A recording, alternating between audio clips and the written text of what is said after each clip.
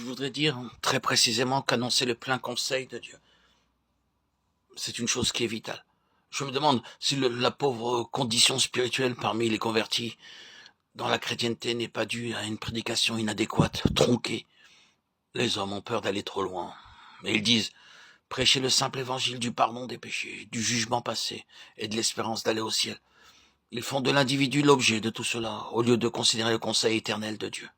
Oui, le pauvre état parmi les chrétiens est dû au fait que tout le conseil de Dieu ne leur a pas été enseigné au début. Je ne crois pas qu'il soit nécessaire de réserver cela quand ils auront atteint un certain degré où, selon nous, ils pourront mieux l'accepter. Pourquoi ne devrions-nous pas aller déclarer aux hommes qui ne sont pas sauvés que Dieu, de toute éternité, les avait vus et que maintenant il vient leur annoncer, leur dire pourquoi il les avait vus et quel était le grand but de tout cela dans son Fils Jésus-Christ. Je pense que nous aurions de meilleurs convertis et un meilleur état des choses dans l'Église.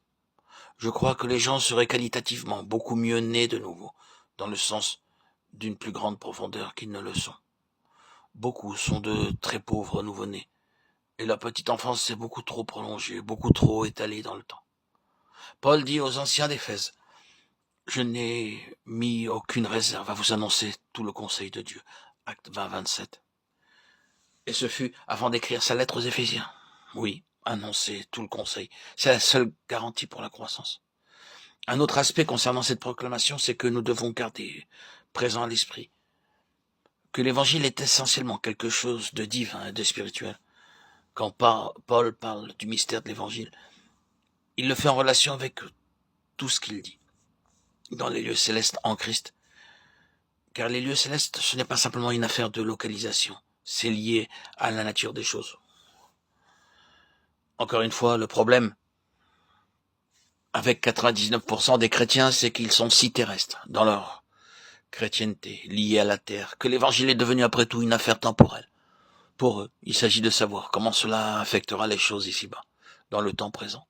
C'est l'aspect temporel et la manifestation matérielle du christianisme qui est vu. La mesure réelle du christianisme, c'est la mesure de la spiritualité, ce qui signifie la mesure dans laquelle le Seigneur qui est dans le ciel sera connu et manifesté en nous ici-bas. Tout jaillit d'un Christ élevé dans la gloire et hors de ce monde.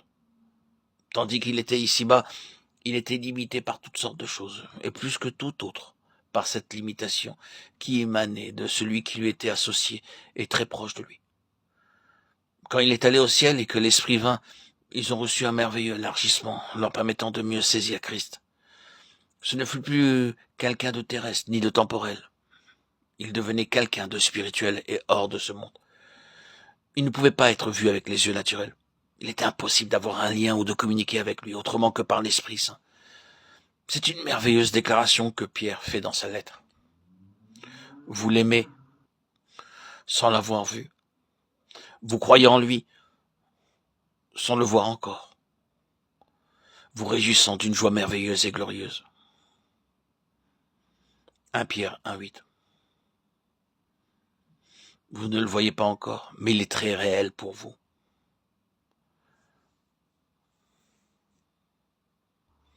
Votre connaissance est entièrement spirituelle. Le principe de la spiritualité et du céleste doit avoir une signification de plus en plus grande pour nous à mesure que nous progressons. Comme Paul l'écrivait aux Colossiens, si donc vous êtes ressuscité avec Christ, cherchez les choses d'en haut, où Christ est assis à la droite de Dieu. Attachez-vous aux choses d'en haut et non à celles qui sont sur la terre, car vous êtes morts et votre vie est cachée avec Christ en Dieu. Quand Christ, votre vie paraîtra, alors vous paraîtrez aussi avec lui dans la gloire. Colossiens 3, 1, 4.